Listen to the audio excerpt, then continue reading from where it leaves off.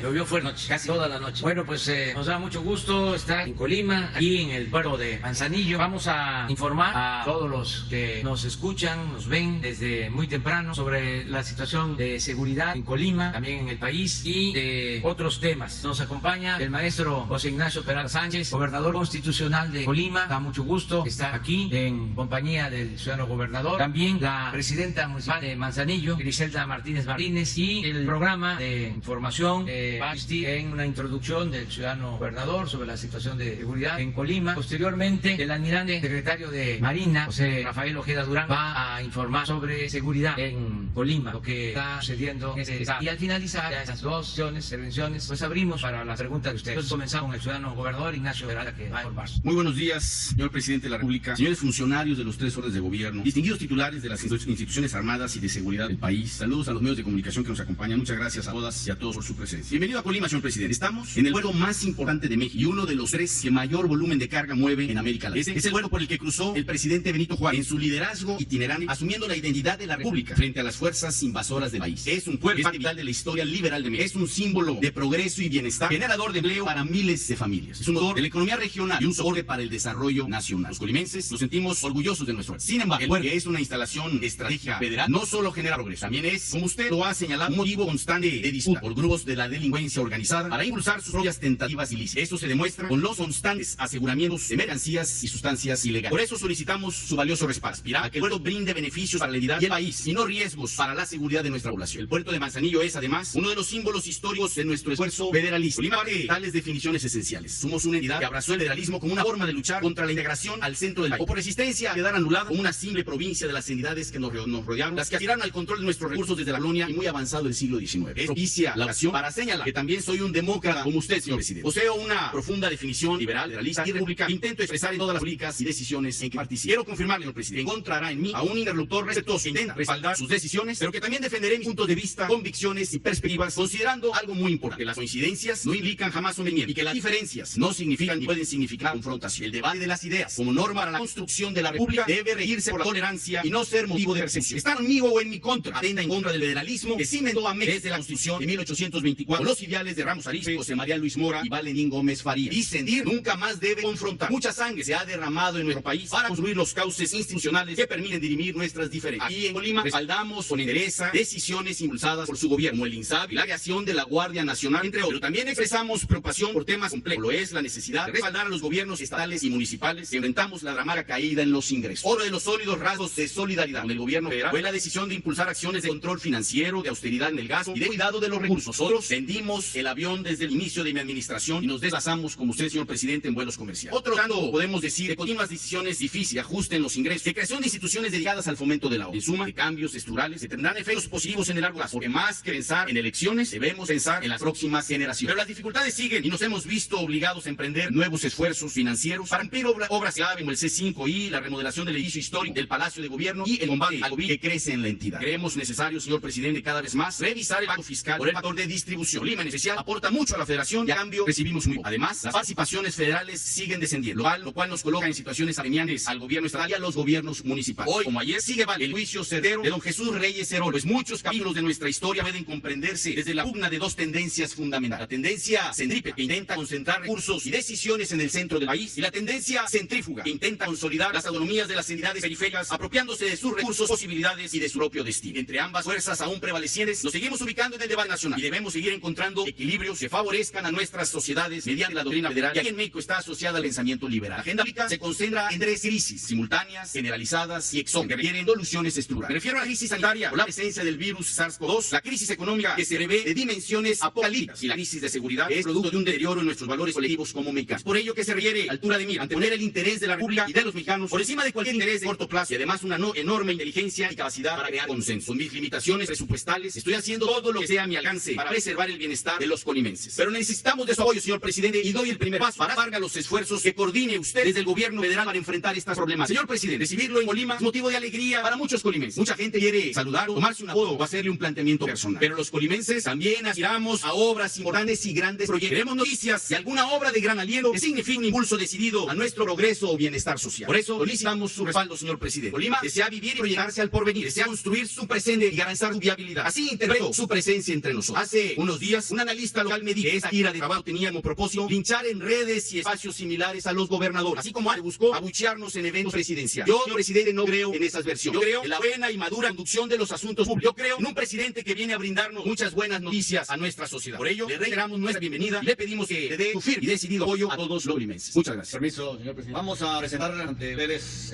la situación de seguridad pública en el estado de Colima. Señor gobernador, presidenta municipal, compañeros de gabinete. La que sigue, por favor. Aquí podemos ver cuál es la situación del estado, que tiene 10 municipios y aproximadamente 711.235 habitantes. Aquí están distribuidos los 10 municipios con sus respectivos habitantes. La que sigue, por favor. En lo que se refiere a incidencia delictiva, podemos ver que hay tendencia a la baja en algunos, pero lo que nos están provocando ciertas situaciones es lo que es violación y extorsión. La que sigue, por favor. Narcomenudeo, como podemos ir viendo a través de los años, está tendiendo a la baja. La que sigue, por favor. Homicidio doloso también está tendiendo a la baja, nada más que vamos a ver en las próximas diapositivas que por el número de habitantes, pues lógico es que tiene el primer lugar. La que sigue, por favor. Robo a casa habitación está también tendiendo a la baja. La que sigue. Violación, aquí sí tenemos, como les mencionaba anteriormente, tenemos la problemática de está tendiendo a la ala. La que sigue, por favor. Robo a transportistas también se ha mantenido estable. Al día de hoy no tenemos ninguna denuncia de robo a transportistas. La que sigue, por favor. Robo a vehículos también está tendiendo a la baja y es una media nacional. Está tendiendo a la baja el robo de vehículos. La que sigue, por favor. Extorsión. Extorsión también aquí es un tema que ya se le planteó al gobernador, que está tendiendo a subir. La que sigue, secuestros también tenemos que aquí en el estado va a la baja. La que sigue, en total de delitos de alto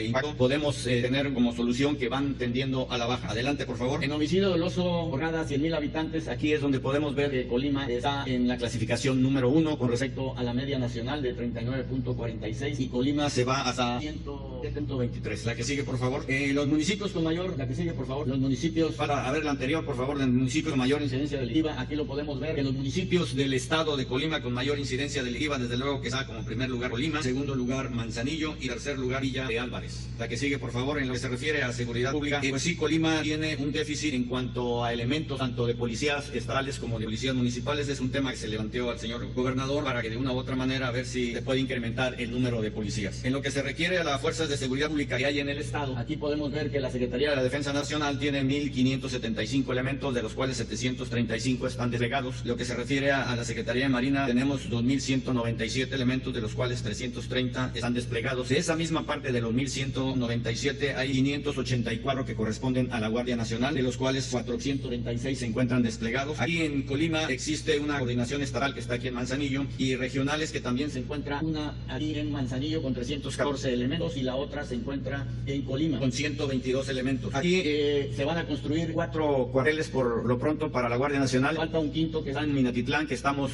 viendo la legalización del terreno para poder empezar a construir. Aquí se han construido 7 bancos de bienestar, 2 sucursales de Banjercio, es lo que se está construyendo ahí para el apoyo a las Fuerzas Armadas. La que sigue, por favor. En cuanto a aseguramientos, estos son todos los aseguramientos que se han llevado desde el 2019 2020 a la fecha. La que sigue, por favor. Los recursos que la Federación da al Estado, aquí lo podemos ver, en total del fondo ese de aportación para la seguridad pública y del Fortastec y del Foramun, es una inversión que se tiene del gobierno federal hacia el Estado. Ya lo platicó el señor gobernador y están haciendo lo debido para llevar a cabo esos recursos e implementarlos. Se han comprado vehículos para la policía, etcétera. Se va reforzando el sistema de seguridad. La que sigue, por favor. En lo que se refiere a todos los programas de beneficios, aquí al Estado han caído 1.623 millones de pesos repartidos en los diferentes, Sembrando Vida, el Banco de Bienestar, becas para jóvenes escribiendo el futuro, etcétera. La que sigue, por favor. En lo que se refiere a la atención de emergencia sanitaria respecto al COVID-19, el apoyo interinstitucional que se está dando son en los rubros de seguridad a instalaciones, patrullaje y perifoneo y fuerzas de reacción. Aquí, como lo podemos ver, para la seguridad de instalaciones se tienen 169 elementos de ambas de las 3 fuerzas federales, patrullaje y perifoneo 150 y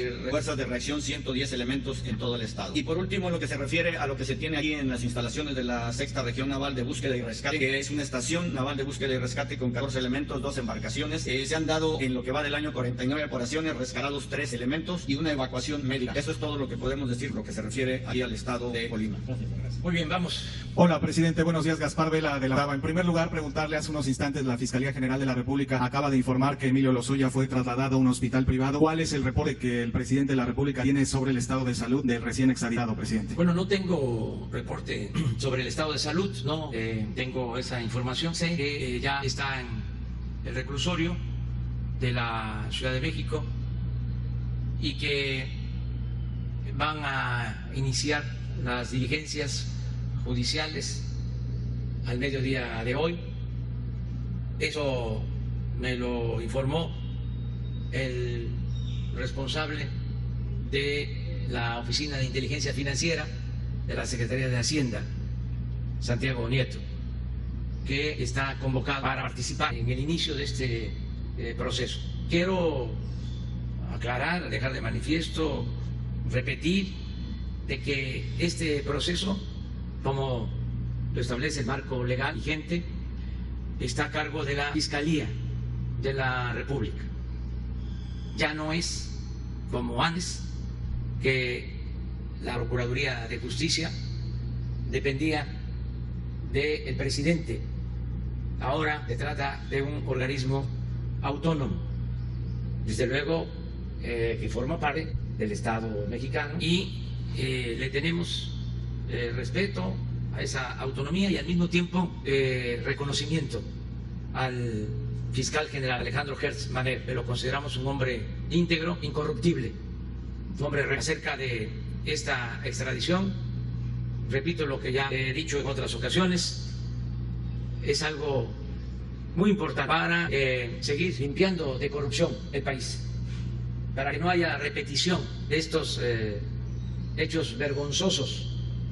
Hasta hace poco México se caracterizaba por ser un país dominado por la corrupción política. Precisamente en uno de los asuntos que se van a ventilar ahora que inicia este juicio del señor Lozoya, está relacionado con el caso de Odebrecht, una empresa brasileña cuyo dueño, el señor Odebrecht, fue detenido, juzgado en Estados Unidos y ofreció informar a cambio de que le redujeran las penas, y declaró en Estados Unidos. Y eso desató pues un proceso en contra de funcionarios del más alto nivel en países de América Latina. Fueron a la cárcel presidentes de esos países, funcionarios, pero en México, a pesar de que se hizo lo mismo que en otros países, a pesar de que hubo sobornos, prevaleció la impunidad. Es como si se hubiese detenido el tiempo. Sin embargo, ahora, aún con el tiempo perdido, con la demora, se va a actualizar ese asunto y va a ayudar mucho, repito, para saber qué ocurrió, por qué se entregaron esos sobornos, a cambio de qué, quiénes recibieron esos sobornos. Entonces, son dos cosas. Desde que tomé posición lo dejé de manifiesto. Por un lado están los procesos judiciales, hay que seguirlos de conformidad con la ley, pero por el otro lado está lo preventivo, todo lo que se pueda hacer para que sean desterrados estos procedimientos, para que se estigmatice a los corruptos, para que haya vergüenza y nunca más se vuelvan a cometer latrocinios, saqueos, que se termine con la corrupción, que es la principal causa de la desigualdad económica y social en nuestro país. El principal problema. Si acabamos con la corrupción y con la impunidad, vamos a poder enfrentar cualquier adversidad, vamos a lograr el renacimiento de México, pero el principal problema es la corrupción. Eso era lo que impedía salir adelante. No habían calamidades o pandemias como la del COVID-19, pero imperaba esa peste que dañaba mucho al país. Y por eso, aún en tiempos de salud pública, tiempos que no había pandemia, se padecía de pobreza, de marginación, de abandono, por la corrupción que imperaba. Entonces, el juicio al señor Lozoya va a ayudar mucho a que se aclaren estas cosas, se sepa qué sucedió y se siga combatiendo la corrupción y la impunidad. Presidente, en otra pregunta sobre la situación de violencia en Colima, ¿cuál es el análisis que tiene el Gabinete de Seguridad acerca de este clima de violencia? Colima, acabamos de ver, es la primera entidad con más homicidios dolosos por cada 100.000 habitantes. ¿Y qué acciones se realizarían por parte de la Federación para reducir estos índices delictivos, presidente? Pues tiene que ver con lo mismo, la corrupción, el que autoridades estén involucradas en actos de corrupción, sobre todo en lo que tiene que ver con el manejo de este puerto de Manzanillo. Como lo mencionó el señor gobernador, es histórico, muy importante, pero al mismo tiempo por ese puerto se introduce contrabando y droga. Ya, como debe de saberse, no solo son los plantíos de amapola, de marihuana, los que predominan, ya no es como antes, ahora son los químicos que entran por esos puertos de droga, de lo más destructiva que puede haber, de lo más dañina, que destruye a jóvenes. Por eso hemos tomado la decisión, acabo de darlo a conocer al Gabinete de Seguridad, de que las aduanas terrestres y marítimas van a estar a cargo de elementos de la Secretaría de la Defensa y de la Secretaría de Marina. Y lo mismo en el caso de los puertos del país, para que haya seguridad, se evite la introducción de drogas. He dado esa instrucción el día de hoy al secretario de Seguridad Pública, al secretario de la Defensa, al secretario de Marina. Lo voy a notificar al secretario de Comunicaciones y Transporte, y también estuvieron en la reunión el responsable de la Oficina de Inteligencia Financiera, Santiago Nieto, y Horacio Duarte está también con nosotros, que es el director de aduana. Hemos tomado esa decisión por el manejo del puerto, por el mal manejo, la mal administración del puerto, la corrupción, el contrabando, la introducción de droga al territorio nacional por esos puertos. Hemos tomado esa decisión que estoy dando a conocer al pueblo de México desde Manzanillo. Esto explica mucho el porqué de atentados, homicidios en Colima y en otras partes del país. Entonces vamos a limpiando, renovando todo el sistema de aduanas y de puertos del país. Presidente, buenos días, Anareli Palomares de Azteca Noticias. Únicamente para aclarar y a ver si podemos ser lo más concretos posible. ¿Se descarta entonces que el exdirector de Pemex esté o haya sido trasladado a un hospital en el transcurso de la madrugada? Porque así se informó hace unos minutos por parte de la Fiscalía. Y usted nos comparte que tiene información de que se encuentra en el reclusorio norte a donde fue ingresado. Entonces, si no van a aclarar esa parte, por favor. A ver, por favor. Sí, bueno, este es el de la Ciudad de México, el reclusorio norte. Efectivamente fue ingresado en este penal, pero fue trasladado inmediatamente después a un hospital privado por algunos síntomas y algunas molestias que presentó. Estoy tratando en este momento, mientras hablo con ustedes, de localizar el reporte. ¿Perdón? ¿Ya lo tienes ahí? Ok, sí. Bueno, ya ahí está el informe de la Fiscalía. Llegó a la Ciudad de México a las 00:46 horas, aplicándosele de inmediato los protocolos correspondientes a cargo del Ministerio Público Federal. Se le leyeron sus derechos. El perito médico de la Fiscalía realizó la revisión correspondiente. La representación social comunicó lo anterior a los jueces. Ya estoy tratando, aquí tengo ya la información. Fue trasladado a un hospital debido a que tras la revisión médica se le detectó anemia desarrollada, problemas en el esófago, así como ciertas debilidades en su salud en general. Permanece bajo estricta custodia del Ministerio Público Federal. ¿Descartaría entonces eso, la posibilidad de que inicie la diligencia hoy a mediodía aproximadamente? Como No tenemos conocimiento en ese momento. Si supongo, esta es una decisión que corresponde a la Fiscalía General de la República. Consecuentemente, cualquier comentario de mi parte no sería sino una mera especulación a la que no me voy a atrever en este momento. Pero está ya circulando la información a través de la Fiscalía General de la República. Bueno, le vamos a pedir, y yo estoy seguro que está escuchando, nos está viendo, si no el fiscal, algunos de sus colaboradores, para que se informe sobre esta situación en general. Cuidando lo que se llama el debido proceso, sería muy importante, respetuosamente lo recomendaríamos, que se informara todo al pueblo, garantizar el derecho del pueblo a la información, cuidando luego el debido proceso. Antes, todos estos procedimientos judiciales se llevaban en sigilo, no se sabía, la gente no se enteraba porque no se informaba al pueblo. Entonces, buscando no violar el debido proceso, la recomendación respetuosa a la Fiscalía es que se le informe al pueblo, que se piense en lo que es el Tribunal Popular, el Tribunal de los Ciudadanos. Muy bien. Sobre el tema del caso de Loya, ya empezaron incluso algunas solicitudes de licencia, incluso de legisladores para salir del país, sobre el caso que después de que usted menciona que podrían estar involucrados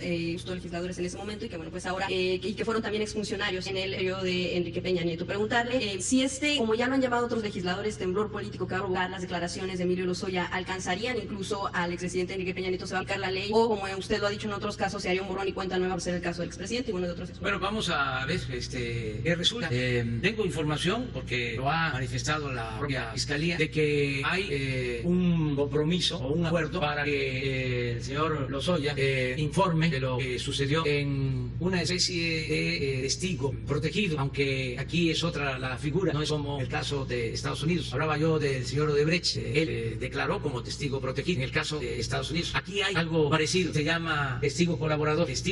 Bueno, es que estamos aquí con abogados que nos asesoran. Creo que ese es el compromiso que hizo la Fiscalía, y a partir de lo que dé a conocer se va a saber quiénes están implicados y hasta dónde llega. Eso lo va a resolver la Fiscalía. Yo solo sostengo, pero no soy absoluto. Creo que lo primero es el mandato de los ciudadanos. El soberano es el pueblo, el que manda, y también el procedimiento legal establecido, el marco legal que nos rige. Yo políticamente, desde que tomé posición de la presidencia, en mi discurso de toma de posición de la presidencia, hablé de que para juzgar a los presidentes de la República, ahora expresidentes, se tenía que llevar a cabo una consulta, que era mi planteamiento, para que los ciudadanos decidieran si se juzgaban los presidentes del periodo neoliberal, esto es Salinas, Cedillo, Fox, Calderón y Peña Nieto. Ese fue mi planteamiento. Incluso he dicho que de llevarse a cabo esa consulta se puede aplicar cuando se reúne un número determinado de firmas.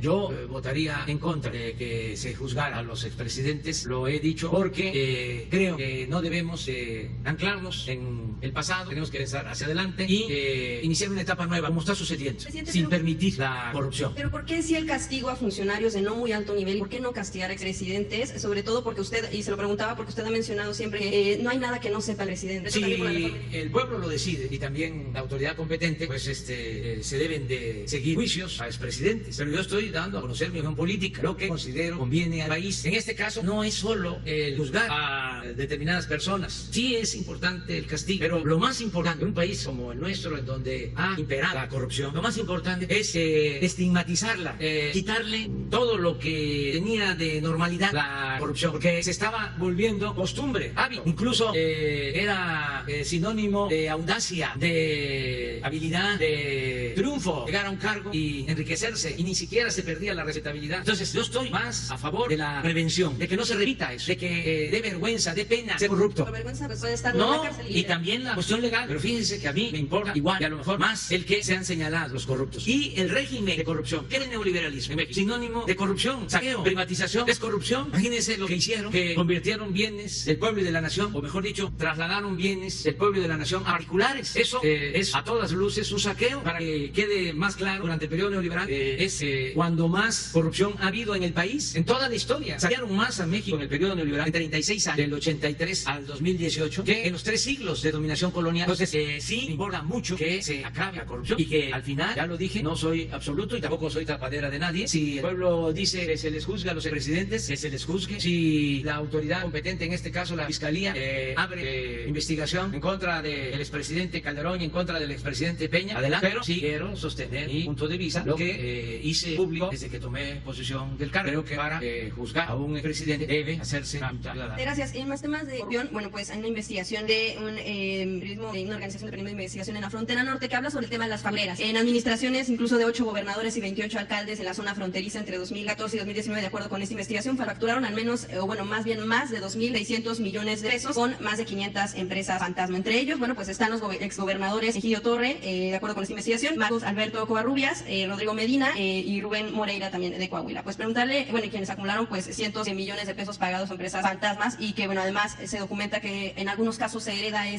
a algunos gobernadores que están allá en la gestión, y se justificó con la prestación de servicios de compra incluso hasta de roquetas para perro, compra de amortiguadores para vehículos, diseño para revistas, entre otros más. Preguntar si a partir de la revisión que está haciendo el Servicio de Administración Tributaria se destapan otros delitos de los cuales el gobierno federal podría, por supuesto, teniendo conocimiento, y que se inicia con la evasión de impuestos y se deriva en otros delitos, y se presentarían las demandas por parte del gobierno federal para evitar, es justo lo que usted mencionaba, el encubrimiento, y también saber qué información tiene usted al respecto de estos casos. Ya están presentadas denuncias en contra de fableras. El SAT presentó, y la Procuraduría Fiscal, denuncias a la Fiscalía General, y también era una red de fableras. Esto empezó a predominar, empezó a manifestarse desde hace 10 años aproximadamente, y fundió en todo el país todas las facturas apócrifas falsas para evadir impuestos. Tenemos toda la información.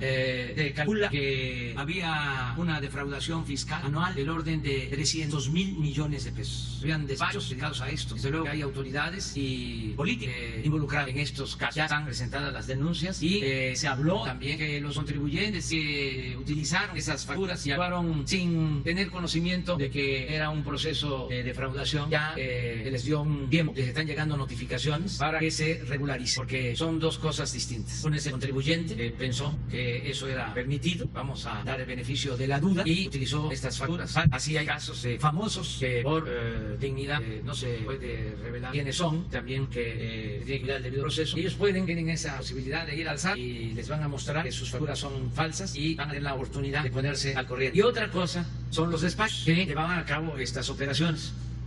Yo le voy a pedir a la directora del SAT, procurador fiscal, que nos informe la semana próxima en una conferencia de prensa cómo van estas investigaciones, porque lo que estás diciendo es cierto. Es decir, es un asunto que hundió, que se presentaba de manera general, lo de las facturas falsas, los llamados fableros. Gracias. Y finalmente pues, se confirma ya la entrada del Grupo Villacero para Los Hornos de México, la relación, el rescate que está teniendo por la situación que estaba viviendo principalmente en la zona de Monclova. También, bueno, ya se confirma la compra de carbón por parte de la Comisión Federal de Electricidad. Preguntarle qué información le ha dado al respecto Alfonso Romo, y sobre todo cómo intervendrá el gobierno en la inyección de de recursos que necesita AMSA para su reactivación. Esto tiene que ver también con la ya salida de los... Bueno, nosotros queremos que se resuelva este asunto, porque está de por medio la economía de la región de Monclova. Nos interesa mucho la situación de pequeños empresarios, de quienes ofrecían servicios a esta empresa, Altos Hornos, proveedores que tienen asuntos pendientes con Altos Hornos y sobre todo los trabajadores de la empresa. Entonces se está buscando que no quiebre la empresa, pero al mismo tiempo no se puede rescatar con dinero del pueblo, porque ya no es como antes, que quebraban empresas, quebraban los bancos y con dinero del presupuesto se rescataba a estas empresas. El acuerdo a que nosotros estaríamos dispuestos a llegar es que, de conformidad con la ley y de acuerdo a los avalúos que existen, el sobreprecio que se pagó por la compra de la empresa de fertilizantes, porque el señor Ancira vendió a Pemex precisamente esto que se va a empezar a ventilar, una planta de fertilizantes en Coatzacoalcos, que se estima, de acuerdo a avalúos oficiales, se pagó con un sobreprecio de $200 millones. Es decir, se pagó de más de lo que valía realmente la planta. Entonces, nosotros queremos recuperar esos $200 millones.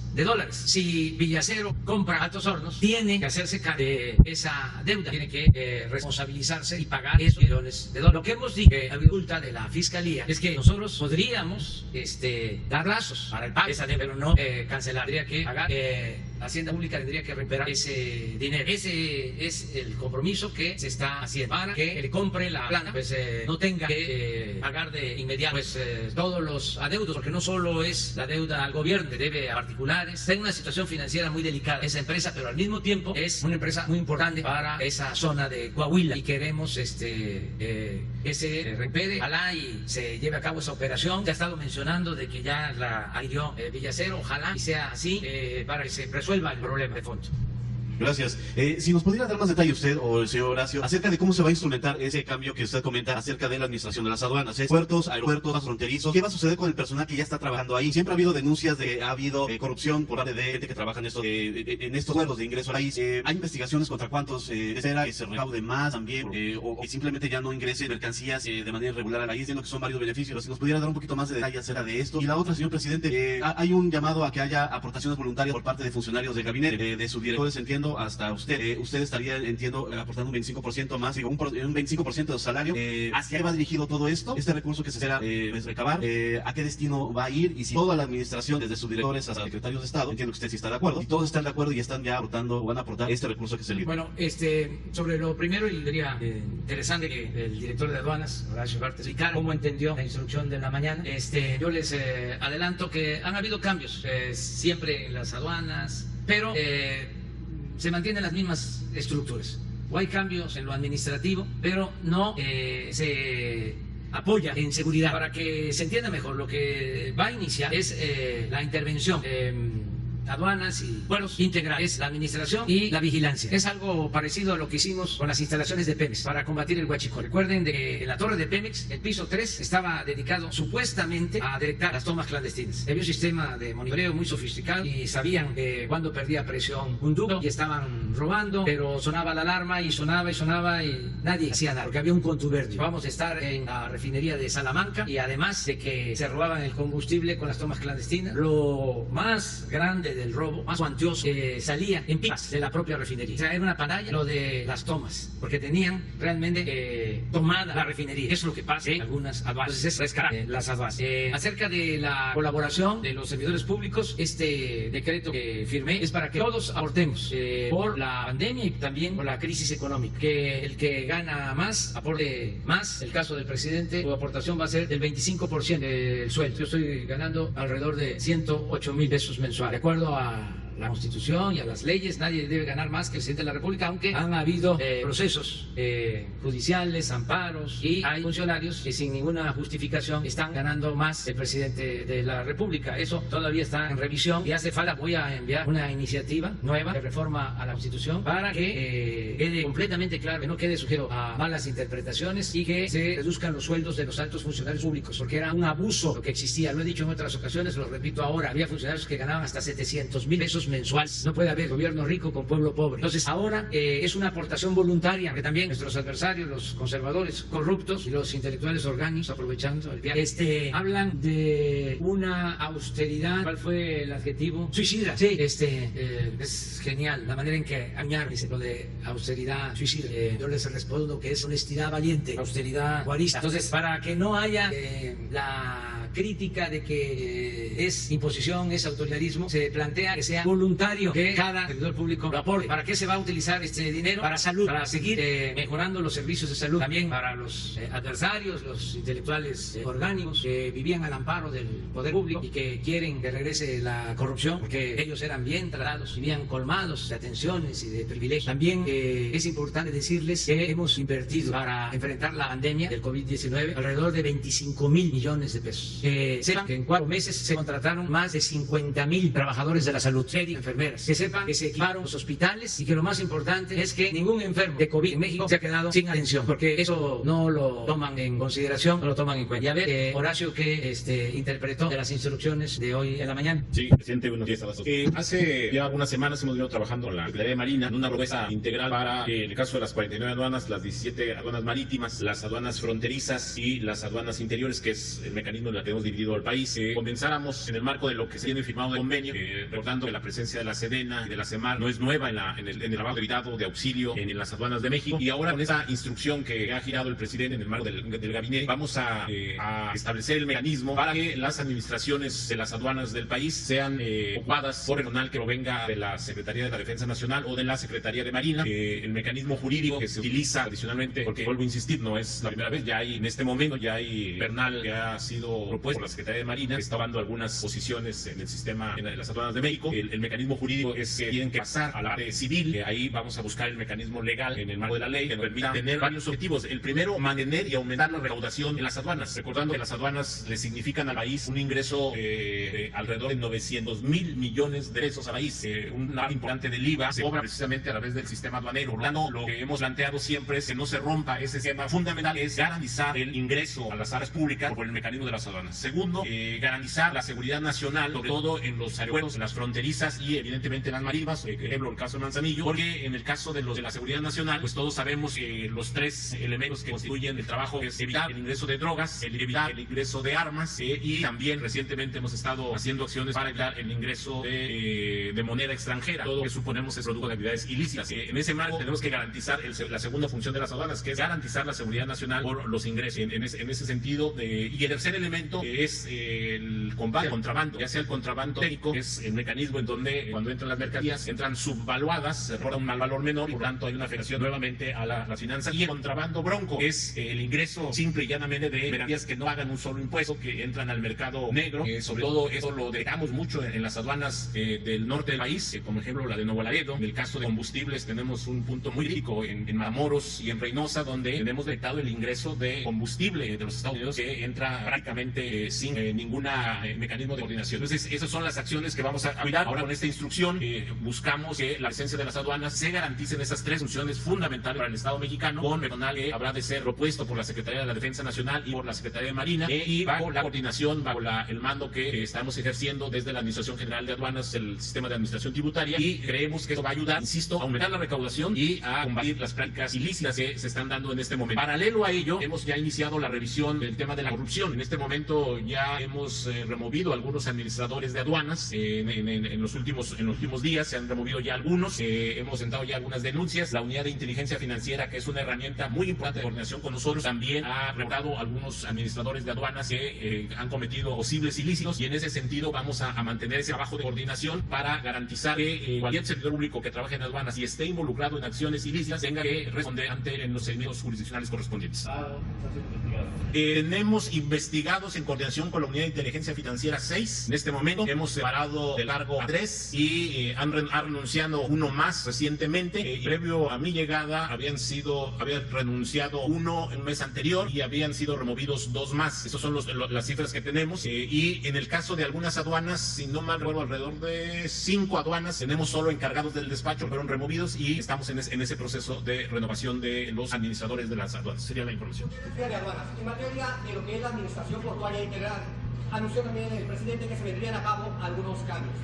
Se entiende como principal objetivo de las APIs lo que es el impulso al comercio exterior. que precisamente es lo que genera la captación de todas estas divisas, muchísimas gracias, de todos estos recursos a través de las aduanas. La experiencia, Horacio, nos ha dicho que cuando está al frente de una gente que no tiene, el perfil o la preparación para impulsar el comercio exterior, el movimiento portuario desciende fuertemente. No es preocupante dejar de recaudar. Digo, la vigilancia de los puertos es importantísima, maravillosa, necesaria, pero el impulso de la economía portuaria a través del comercio exterior también lo es, ¿o no lo creen así? Bueno, hay una definición sobre el tema de las APIs que no corresponde a las aduanas, pero en el caso de las aduanas, lo que hemos venido trabajando ya con la Secretaría de Marina, el personal que se va a incorporar con nosotros, primero ha entrado ya a un mecanismo de curso de capacitación, precisamente para no perder el impulso del tema económico. Es muy importante la seguridad, pero también ya estableció un mecanismo de un curso para que el personal se esté incorporando, conozca lo que es el procedimiento aduanero, lo que es el procedimiento del comercio exterior, precisamente para que no, queriendo tapar un hueco como es la seguridad, vayamos a destapar el tema del ingreso, que además ha sido un planteamiento del presidente, una instrucción que nos dio cuando llegamos, de aumentar el ingreso de las aduanas del país. ¿Estos cambios cuándo se estarían dando? Estarán en el transcurso y lo iremos informando. Con respecto a lo de las APIs, no estamos hablando al vacío,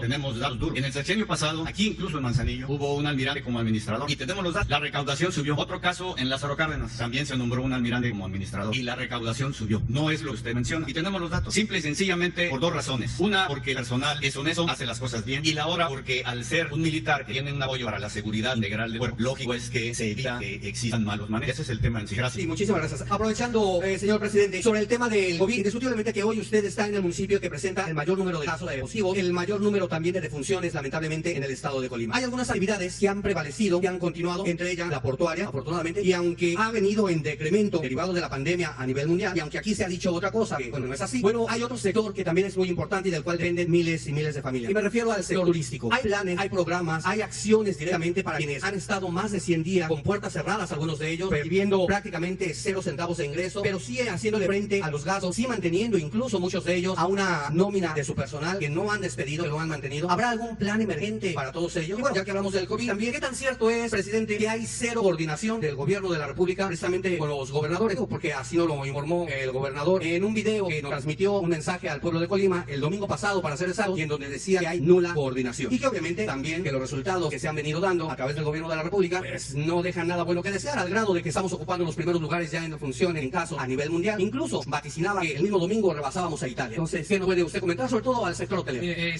Quiero primero detenerme también en el caso de la administración de los puertos, para que quede lo más claro posible.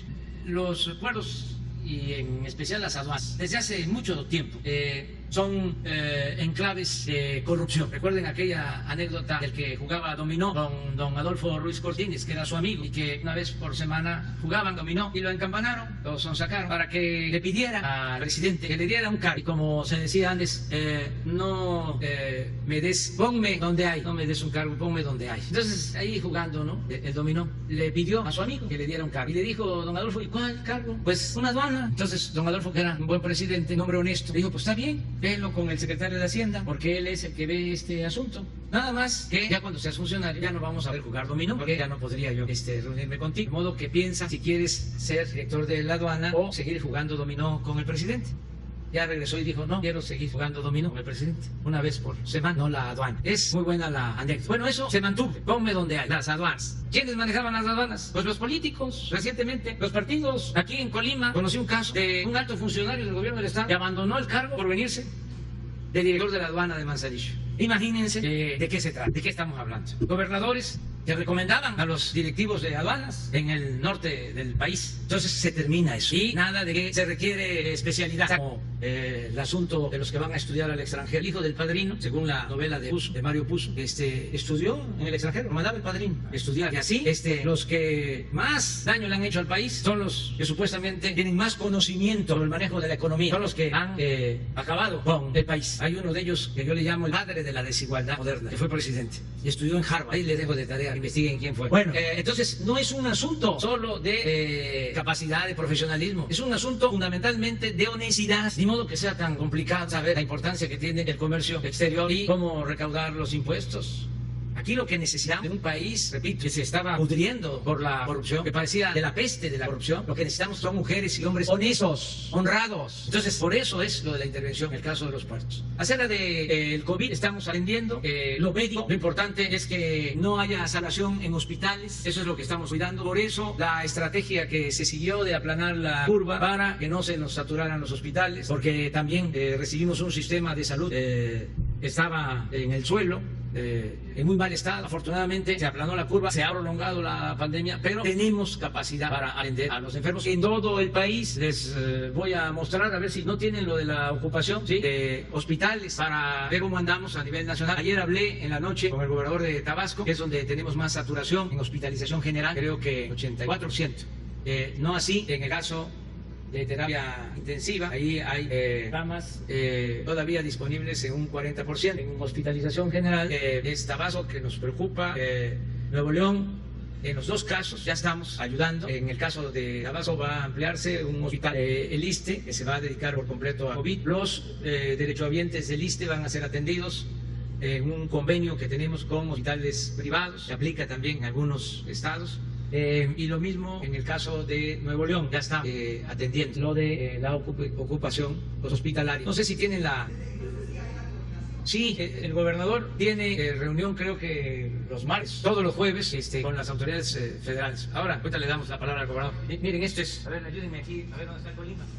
Este es Colima, disponibilidad de camas. Esta es hospitalización general. Esta es la suma de centros de salud, hospitales, de la Secretaría de Salud que tiene el gobierno, del Estado, el ISSSTE, el seguro, 56%, 56% de ocupación, hospitalización general. Y el área 37%. Eso es lo que estamos cuidando. Y acerca de los apoyos, gracias referencia. Nosotros estamos destinando aquí en Colima apoyos, ya lo mencionó el almirante, con una inversión anual de 2.600 millones de pesos para Colima. Entrega la mayoría de los casos de apoyos directos a la gente. Por ejemplo, aquí en Colima hay 3.706 jóvenes que están trabajando como aprendices, que se les paga un salario mínimo. 3.706. El programa Jóvenes Construyendo el Futuro. Hay 1.637 jóvenes que estudian en el nivel universitario. 1.637 que tienen una beca mensual de 2.400 pesos aquí en Colima. Todos los estudiantes del nivel medio superior de Colima tienen 26.867 alumnos. Nada más este programa son 42 millones de pesos al año. Todo esto no ha dejado de llegar a Colima, a pesar de la pandemia y de la crisis financiera. Para becas de educación básica, 13.856 aquí en Colima reciben eso. Aquí estamos construyendo una universidad pública en Colima, Armería. Aquí, siendo escuelas, ya tienen su presupuesto de mantenimiento. Siendo una escuela, a los padres de familias les llega directo, de acuerdo al número de alumnos, que puede ser desde 150,000 pesos a 500,000 pesos para que arreglen su escuela. Ya no llega el dinero a través de intermediarios. Es directo. Aquí, 55,000 adultos mayores, 55,000 adultos mayores tienen su pensión. Ahora se les está adelantando el pago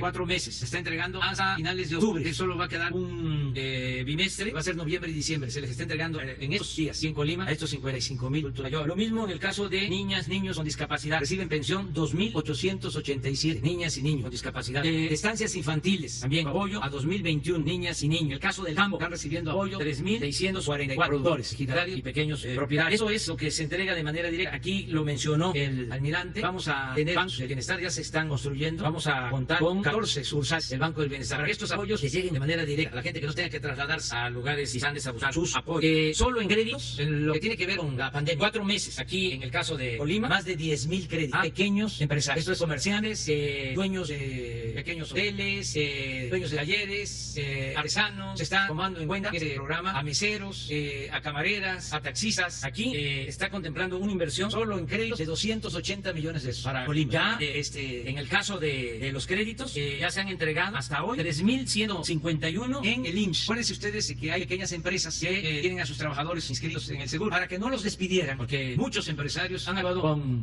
solidaridad, y a pesar de que llevan más de 3 meses cerrados o con ingresos muy bajos, no corrieron a sus trabajadores. Entonces, a esos pequeños empresarios se les están entregando estos créditos de 25,000 pesos a cada pequeña empresa, a pagar en casi 4 años. Te dan 3 meses de gracia y empiezan a pagar al 4º mes alrededor de 800 pesos mensuales. La tasa de interés es la del Banco de México, es la más baja que existe en el país. Para estas empresas tienen trabajadores en el seguro. En el caso de Colima ya se entregaron a 3.151 empresas. Esto significa 78 millones de pesos. Y en otro crédito que se llama La Palabra, han entregado 7.339 también a pequeños empresarios del sector formal y del sector informal. Aquí son 183 millones de pesos. En general, les decía, son alrededor de 250, 260 millones de pesos en pequeños créditos, en beneficio de alrededor de 11,000 pequeñas empresas en Colima. Me llevo tiempo para informar que esto a lo mejor no se sabe y es interesante que se conozca. Aquí en Colima empezó el programa Sembrando Vida. 5,000 campesinos ya están recibiendo ahora. 5,000 campesinos que reciben un jornal de 5,000 pesos mensuales. Efectivos, 4.500, dejan 500 de ahorro. Pero es para cultivar sus propias parcelas. O sea, se les está ayudando ayudando para que planten árboles frutales y maderables. Este programa va a mantenerse durante todo el sexenio. Es apoyo a 5,000 productores. Y así,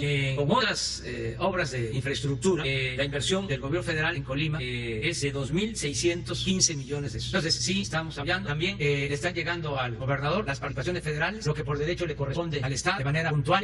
No tenemos deudas con el gobierno de Colima. También aquí quiero recordar que se decidió que los carros que transitan por la autopista de Colima a Manzanillo ya no paguen a los automóviles. Eso fue una gestión y fue un acuerdo que se tomó con la Secretaría de Comunicaciones y Transportes. Se ve la información. Ahora, presidente, pues ahora sí que por alusiones. A ver, nada más para aclarar, sí hay una comunicación continua con el gobierno federal. Lo coordina la secretaria Sánchez Cordero de Gobernación. Participan una muy importante cantidad de funcionarios federales, desde el director del IMSS, ISSSTE, secretario de Salud, el subsecretario López Gatell. Nos conectamos todos los jueves y participamos francamente todos los gobernadores. Alguno que otro por razones de agenda probablemente no se completen, pero estamos ahí la gran mayoría de los gobernadores. No es que no haya una comunicación, la hay. No coincidimos en todo, se dicen las cosas con claridad. Voy a poner 3 ejemplos de temas en los que se han suscitado polémicas porque no hay coincidencia. Un tema es la aplicación de las pruebas. Ahí hay diferentes puntos de vista, visiones distintas de cómo utilizar este modelo para aplicar las pruebas. El segundo es la participación o asignación de responsabilidades de los diferentes órdenes de gobierno para hacer coercitivo o obligatorio el cumplimiento de las medidas. Un tercer tema donde tampoco hay acuerdo es en precisamente los paquetes de ayudas a sectores económicos, como aquí se ha dicho que el sector turístico está pasando por momentos muy complejos. El uso de cubrebocas es otro tema que ha causado también polémica y diferencias. Entonces, no es que no haya comunicación, sí la hay continua, es fluida, pero en algunos temas no coincidimos y se dicen las cosas con toda claridad en esas reuniones. Son virtuales, duran 3-4 horas, son reuniones largas y quería aclarar ese punto. El segundo punto que quiero aclarar es que ha habido mucha generosidad de diversos sectores en esta pandemia. Nosotros hemos recibido, por ejemplo, del sector privado, donaciones muy generosas, incluso de dotaciones alimentarias, porque no queremos que por estar la gente en su casa padezca hambre, debemos de evitar una crisis alimentaria, pero también hemos recibido generosas donaciones de ventiladores, de camas, de equipo médico, etcétera, ¿no? De manera específica, lo quiero reconocer porque además lo he dicho públicamente, está publicado en mis redes y diversos medios de comunicación han dado cuenta de estas declaraciones. El gobierno de México, a través del INSABI y de la Secretaría también de Relaciones Exteriores, señor presidente, nos han hecho donaciones importantes de equipo médico, de ventiladores, de camas, y en ese sentido, pues está trabajando en equipo. La pandemia nos tiene a todos muy preocupados. Definitivamente todos los apoyos y los recursos que estamos asignando parecerían que no están siendo suficientes. Sin embargo, hay comunicación y han fluido este tipo de apoyos, tanto el gobierno de México, que quiero reconocer, como de empresarios, organizaciones sociales. Cuando los mexicanos enfrentamos este tipo de calamidades, se despierta la solidaridad y en este caso, por supuesto, se ha actuado de manera ejemplar. Lo agradezco en todo lo que va. Muchas gracias, presidente. Presidente, buenos días. Para hablar, porque decía el secretario Durazo que el traslado de Emilio Lozoya sí fue al reclusorio norte. Si nos pudiera explicar si esto fue así, porque hay versiones de que fue directamente al hospital, no fue al reclusorio norte. ¿Tienes la información? Pues le pedimos a la Fiscalía el informe para no caer en contradicciones. Sí, mejor vamos a pedirle respetuosamente a la Fiscalía que informe, porque esto tiene que ver con la puesta en práctica del procedimiento de una institución autónoma. Pero hay coordinación. Sin mentirles, llevo 5 meses que no hablo con el fiscal, ni por teléfono. Esto lo digo porque ya ven, los escritores y periodistas hablan de autoritarismo, ¿no? Yo estoy en todos lados. Todo lo que pasa tiene que ver conmigo. Me echan la culpa de todo. Entonces, esta es la prueba de que esto ya cambió, sin mentirles. 4 o 5 meses sin hablar con el fiscal, ni siquiera por teléfono. Creo que la última vez que nos vimos fue cuando nos reunimos con el presidente de la Corte para decidir hablar de manera conjunta, respetando las autonomías, en la búsqueda de los jóvenes de Ayotzinapa. Tomamos el acuerdo conjunto de atender este caso como un asunto de Estado, por razón de Estado, y nos pusimos de acuerdo. Entonces, por eso, ahora sí que ofrecemos disculpas, porque no nos informa. El fiscal no tiene por qué hacer. Es una institución independiente, autónoma. Y así con su autonomía, ¿qué le dice? Que el hecho de que Emilio Lozoya haya llegado y no haya pisado la cárcel, se haya ido directo a un hospital privado, sí estaría muy mal de salud. Hay que ver por qué razón, hay que ver que informa a la Fiscalía, para no especular, para no caer en conjeturas. Yo le tengo confianza, eso sí, al fiscal, a Alejandro Gertz. Es una gente recta, íntegra y me da confianza. Sí, porque si no se informa se podría pensar que hay un trato privilegiado. Sí, hay que informar lo que es. Yo creo que el que nada debe, nada teme. La vida pública tiene que ser cada vez más pública, cada vez más. Nada de acuerdos en lo oscurito, nada de sigilo cuando se trata de asuntos de interés público. Informar, transparentar. La transparencia es una regla de oro de la democracia. Entonces vamos a esperar mejor. Estoy seguro que van ellos a informar. Además, a mí me interesa saber, enterarme, como a todos los ciudadanos, quiero saber todo lo que va a declarar el señor Lozoya, porque es de mis temas más importantes, combate a la corrupción. Entonces, todos debemos estar pendientes, informándonos, nada más, repito, para que no quede duda, y lo puedo probar técnica, científicamente, la causa principal de la desigualdad económica y social es la corrupción. La corrupción es la principal causa de la desigualdad económica y social, y por la corrupción se desató también la inseguridad y la violencia. Es el principal problema de México. Por eso están despistados quienes quieren restaurar el el antiguo régimen caracterizado por la corrupción, por los privilegios. Por la corrupción hay pobreza, por la corrupción hay desigualdad, por la corrupción hay violencia. ¿Cómo es que quieren que regresemos? Además, los que supuestamente fueron alumnos de don Daniel Cosío Villegas, el mejor intelectual que ha habido en los últimos tiempos, sobre todo en lo que tiene que ver con la historia de nuestro país. ¿Qué decía don Daniel? ¿Cómo se les olvidó de que la causa que provocó, decía, tronchó la Revolución Mexicana? Lo que más daño causó a la Revolución Mexicana fue la instauración, el establecimiento de la corrupción en México. Eso decía el maestro de ellos. Tuvo hasta el sinodal de sus tesis. ¿Y cómo se les olvida? Y durante muchísimo tiempo, cuando imperó la corrupción, ya lo dije, porque siempre ha habido corrupción desde la llegada de los españoles. El mismo Bernal Díaz del Castillo, en la historia de la Nueva España, relata de que cuando se repare el tesoro de Moctezuma, Cortés se queda con la mayor parte desde la llegada de los... Y en el caso de los virreyes, durante los 3 siglos de dominación colonial, lo mismo, pero